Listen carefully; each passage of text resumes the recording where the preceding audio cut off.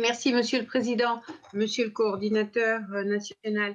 Mon propos concerne les Français résidant hors de France qui souhaitent rentrer en France cet été après avoir vécu des périodes de confinement très strictes dans leur pays d'accueil.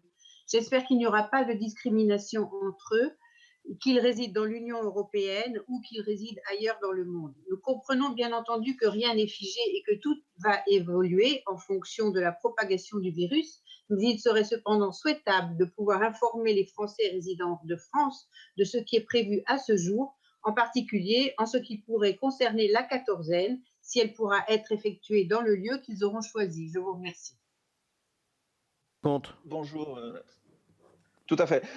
Deux questions, Monsieur le Président. La première, concernant la liberté de circulation dans l'Union européenne et à nos frontières, ça concerne pour des dizaines de milliers de personnes leur capacité à travailler ou à retrouver du travail. Est-ce que, dans le cadre du plan de déconfinement, vous avez des informations à nous donner sur ces éléments-là?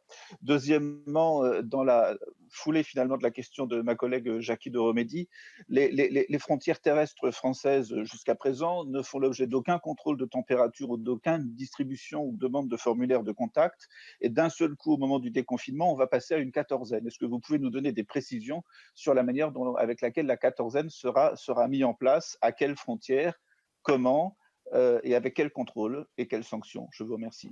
Merci, chers collègues. Questions, Monsieur le Président, qui ont trait à la circulation en provenance de pays étrangers, qu'elles concernent simplement les déplacements, on va dire, ou celles plus précisément liées à la quatorzaine, hein, puisque j'en ai eu un certain nombre. Ma réponse va être très claire. Ces sujets n'ayant pas encore été complètement arbitrés par l'autorité politique, je ne suis pas, et je m'en excuse, Monsieur le Président, en mesure de vous donner une réponse. C'est imminent. Ça n'est pas encore le cas aujourd'hui.